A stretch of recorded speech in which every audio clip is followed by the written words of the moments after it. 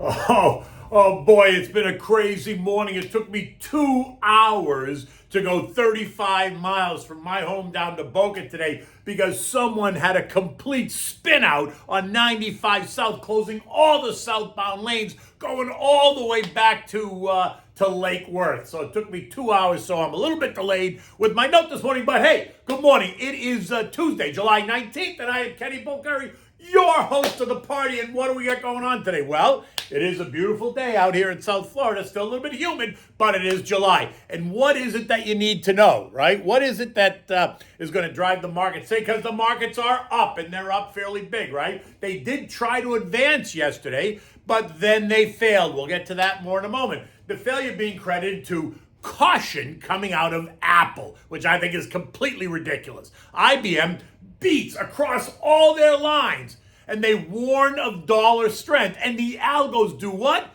They took it down big last night after the earnings came out. And it's T minus 48 hours until Vlad decides what's he going to do with the Nord Stream pipeline going into Europe. And what do we have for dinner tonight? We're going to have the Linguine and Clams. Now, look, the fear of missing out blew up on Monday, right? Stocks which were strong in the pre-market and then stronger after Goldman and Bank of America and Synchrony Financial and Charlie Schwab reported their earnings.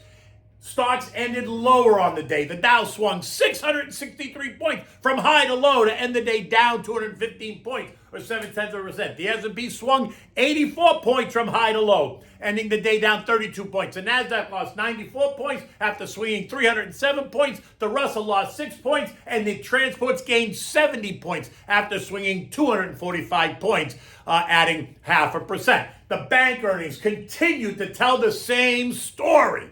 Revenues fell year over year, and increases in loan loss reserves rose as many of the financial institutions prepared for the increases in coming default. Goldman reported a decline of 47% in their earnings year over year, but reported earnings that beat the lowered estimates for the quarter, reporting $7.72 a share versus $6.64. Investment banking revenue suffered while trading revenue surged on the back of all the volatility, suggesting it's all good at Goldman Sachs. Bank of America earnings fell by 32% and missed on the quarterly estimate, reporting 73 cents versus the estimate of 75. Synchrony Financial earnings fell, but they did manage to beat lowered estimates, while Charlie Schwab reported a 42% increase in profits. Not much of these results were in line. Much of these results are in line with what we've seen from J.P. Morgan, Morgan Stanley, and Citibank, falling revenues year over year, and then the additional hit due to the direct result of having to hold more cash in reserves to prepare for what is expected to be a difficult time ahead in the economy. So the story is very much the same. Now, much of the early rally yesterday was, in my opinion, the result of the Friday rally, and the idea that the market was a bit oversold, all while the speculation swirls around the next Fed move. Is it 75 basis points? Is it 100 basis points? Or is it, in fact, now something else? And then late in the afternoon, news hits the tape that Apple is planning on slowing their hiring in the month ahead, which speaks to Timmy's concern over the slowing economy. And that is what is being credited for the reason stocks did a 180, which I think is ridiculous. Why? Because we've heard this story from nearly every earnings report so far, right? The forward guidance has been cautious. Every report suggesting that the C-suite is pulling back on hiring and, in fact, firing some people as they manage to navigate the slowing economy. So some sending the message that they expect tougher times ahead, while others are not really defining it that negatively, but they're making it clear that they are not looking through rose-colored eyeglasses. Headlines like this only causing the algos to get more anxious. So Apple to slow hiring in latest economic warning, or Apple to slow hiring, spending in some divisions will be lower next year, right? Those are all negative kind of headlines, and so the algos just feed right into the negativity. I mean, look, here's the deal. When the Apple headline hit the tape, the Nasdaq and the tech names went into reverse, suggesting that when a market leader like Apple says the same thing that others have been saying, it's somehow different. When Tesla, Rivian, Microsoft, JP Morgan, Facebook, Coinbase, and Netflix have all said the same thing, right? It was viewed as company specific, right? But aren't these named market leaders in their own industries as well? But suddenly, when Timmy Cook says it, suddenly it changes the whole narrative. People have to start to pay attention. Come on, stop the insanity. Get ready. We've been discussing this for weeks now. This was going to be the concern this reporting season. What will they all say about forward guidance? And what they all have been saying is simple. Be careful, watch out, the floor is slippery when wet, right? And then we had the National Association of Home Builders Index, which reported a big decline in the survey. And then the morning had no effect on the morning sentiment, right? Suddenly though, when the focus turned sour, they focused right in on the NAHB. And why? Because it was negative. And when they only want to focus on the positive, they conveniently push that aside. But when the tone changed because of Apple, then they had to look for any negative headline they could get to support that change in psyche. So they go right to the NHB and say, oh, look, it was so negative. Yet in the morning, they couldn't care less about it. And then after the bell, Big Blue, otherwise known as IBM, reported earnings of $231 versus $223. That's good, right? Revenues rose by 9% across the board. Software, consulting, and infrastructure revenues all growing more than expected. They even gave a fairly positive forecast for the balance of the year, saying that they expect full-year revenue growth to be at the high end of the mid-single-digit model that they have. But what happened? They punished the stock. It was down 1.3% during the regular session, and then after the announcement, that included a warning about the strengthening dollar and what that would do to the second half revenue. Trader types and the aftermarket algos took it down another 4%.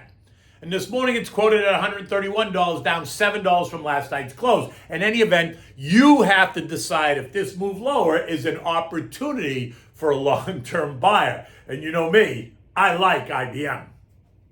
NVIDIA, which is another name we've been talking about. It's had all kinds of headlines over the past week because of Nancy and Paul Pelosi's $1 million bet on the stock when she is working on this huge $52 billion chips bill in Congress, right? She's advanced it nicely. The stock is up 12% in the last 3 days. It was up 3.5% yesterday alone. It's quoted higher this morning, which only confirms why no elected official or immediate family member or member of an administration, government, or immediate family member either should be allowed to have a trading account while they are serving in the government, period. But hey, you're going to say, what do I know? Well, I only spent 40 years in the industry that handcuffed me for 90% of that time because I could have been assumed to be in a position of having inside information that no one else had, which makes sense and which I agree with completely. I'm not complaining. So I ask, why do members of Congress that have all kinds of inside information all day long are allowed to have trading accounts? Why? It's a rhetorical question. Don't get it. Don't expect to get an answer, right? And the chips bill has helped the semis tremendously. The SOX ETF is up 16% in a week. SMH up 15% in a week. Other names in the group, AMD, Qualcomm, Broadcom, and Intel, all up in anticipation of this bill. This morning we're going to try it again, right? U.S. futures are up. And in fact, the market's now open and the market is up, right? Eco data today is all about housing. Housing starts, which were down 14% last month, are expected to show an increase of 2%. But in fact, they did come out and apparently they were negative. I have to look it up, but the headlines I saw suggested it was negative. And building permits, down 7% last month, were expected to be down again this month. This data point speaks right to the mortgage rates and what is expected to happen in the months ahead. Current rates for 30-year money are about 5.3%, soon to be approaching 6% when the Fed raises rates next week by 0.75 of a percentage point. And all that means is housing prices, housing starts, and building permits, which reflect future sentiment, will have to come under some pressure. Earnings today include Signature Bank, Truist Financial. They both beat on the top lines. Lockheed Martin, Hasbro, Halliburton, Johnson & Johnson reported better than expected. Ally Bank, and after the bell, we're going to get Netflix and Interactive Brokers and J.B. Hunt. European markets are mixed, right? They're not dramatic in any way. They're kind of, Spain is up by 1%. The Euro stock is down by 0.3.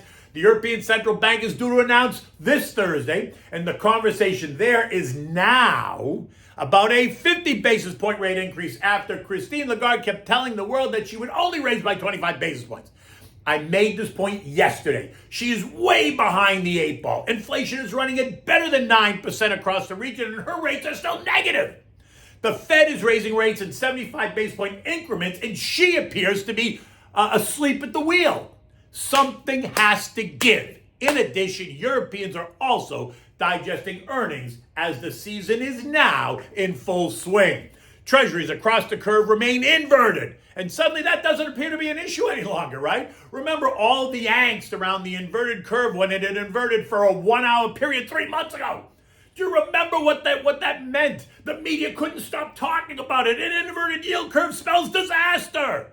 And now it's been inverted for 2 weeks, and suddenly it doesn't even make the front page anymore, much like the Russian-Ukraine war, now relegated to somewhere in the back pages of the newspaper. The dollar index has cooled a bit and is down 2.5% in the last 4 days, but it remains strong versus the other. This morning it's down about 84 cents at 106.25, and it appears to want to test support at 104.45, where I think it will find plenty of support if it gets there. Oil churning here at $102.50 a barrel. Gasoline is starting to back off at the pump. It's T-minus 48 hours until we find out if Vlad is going to reopen the Nord Stream pipeline that delivers nat gas to Europe. If not, if he doesn't, then expect nat gas prices to skyrocket. And like I said yesterday, nat gas is up 40% since July 1st, and it's kissing resistance at $7.50 per therm. If Vlad keeps the valve shut, watch natural gas surge to the June highs of $9.65, if not higher. Keep your eyes on Chesapeake and Cracker and Devon Energy and EOG as nat gas plays. So what's happening today? U.S. Treasury Secretary Janet Yellen's in South Korea. The Reserve Bank of Australia is due to release their minutes. The Bank of England Governor Andy Bailey is featured speaker at the Mansion House Financial and Professional Services dinner tonight. Thursday brings us the Bank of Japan and the European Central Bank rate decisions. So there's going to be lots of chatter around central bank policy, really all week. Today, tomorrow, all week. The S&P closed last night at 3830, down 32 points. We tested 3,900 and failed. And while futures are up again this morning, my sense is that we're going to continue to churn in place, remaining in the 3,600 to 4,000 trading range, at least until next week's FOMC meeting. Expect the action today to be driven by the earnings and forward guidance, and more speculation about what the Fed will do next week. I think the markets have completely reconsidered the 100 basis point move. And now they're settled on a 75 basis point move, right? What will be interesting is what the PCE index reports on inflation. Recall, the Fed's preferred inflation gauge is the PCE, but that's not going to be published until after the FOMC meeting. So hold on to your hats. We haven't seen the cut in estimates yet for the third and fourth quarter earnings announcements, because those are going to be the next shoe to drop and to hit investors smack in the face. Okay, so what are we having for dinner tonight? I know my note said I was giving you the summer risotto, but I'm giving you linguine and clam sauce. I changed my mind. So it is summer, and you can feel the sand between your toes and the sun on your face as the salt water splashes across your body. You want to start with the clams, right? A couple of dozen or so. That should do really nicely. You want them in the shell, obviously. Wash them to get the sand off them. Rinse them, put them in the strainer, and just let them sit there until you're ready to use them. Now, in a big saucepan, you want to add the olive oil. Go around 2 or 3 times in the olive oil. You want to add the crushed garlic. You want to saute it around until it's nice and golden brown. Then add the sliced onion, right? You want a big Spanish onion or Vidalia onion. You want to cut it and slice it, add the onion, and then let the onion saute with the garlic until it gets nice and soft. Now, take the clams. Just add the clams directly into the oil and garlic and onions. Add the salt and pepper. Add a splash of white wine, the Pinot Grigio Santa Margarita, and a bottle of clam juice that you can buy at the store. Reduce the heat to medium. Continue to move the clams around until you get them to all open up, right? You want to cover it so it steams. If you need more juice, you can add another bottle of clam juice. At this time, though, remove some of the clams from the shell, returning the clam itself to the sauce, but just discard the shell because there's too many shells. And this will you want to keep some of the shells just for the presentation when you serve this meal. But you can get rid of some of the shells. Now, you want to put the linguine in the pot of boiling water, cook it for 8 to 10 minutes, keep it till al dente, strain it, always reserving a little bit of the water, return the pasta to the pot, add back 1/4 cup of the water just to re-moisten it, don't leave a puddle. Toss it, wait a couple of minutes until it absorbs the water, and now take the clam sauce and pour it right over. Toss it, serve it up. You want to put this in warm bowls, have plenty of grated cheese on the table for your guests. Although some Italians would cringe at the thought of putting cheese on a fish dish, I got to tell you, it is outstanding. Now, enjoy this with sliced Italian garlic bread. The recipe that I gave you a couple of weeks ago, it's just perfect. You can't really screw it up. And drink a glass of the white wine, the same one you use to cook it with. So Pinot Grigio Santa Margherita would always be my go-to white wine because it complements the sweet taste of the clams. This dish should take you about 40 minutes to make. And I'm guessing right now with the price of clams and all that stuff, this dish should probably cost you about $30 to feed a family of 4. You might squeeze 5 out of it, depends on how hungry people are. I know me, I could eat a couple of bowls of it, so maybe it's only 3, but one way or the other, it is delicious. And the day is young, it's just about to get started. Until tomorrow, take good care.